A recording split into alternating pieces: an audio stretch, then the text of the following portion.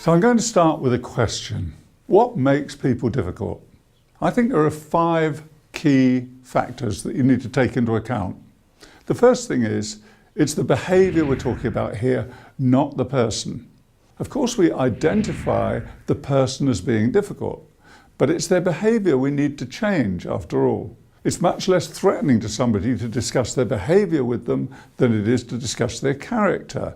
Because if you do that, it might seem critical or like a character assassination.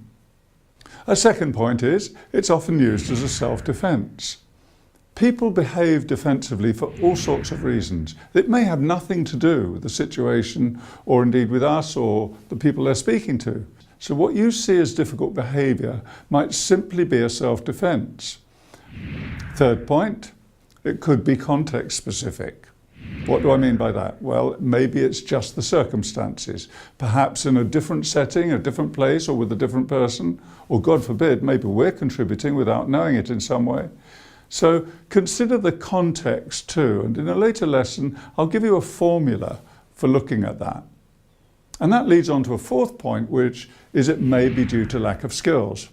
If, for example, somebody has never learnt how to speak in a respectful and polite way when they're feeling uncomfortable with another person, or if, for example, a manager has only ever been taught to speak down to the people who report to him or her, then, of course, you might wait a long time for them to develop the behaviour that you're hoping that they'll show towards you, and you may have to do something to help them. And a final point of these 5 points is that it may be stress-induced. Now, we all know we act differently when we're under stress or pressure. And we all know that we don't perform at our best when we're under stress. Certainly, stress tends to narrow down our range of responses. We're not very user-friendly when we're under pressure. Let's be fair, we can all be like that sometimes.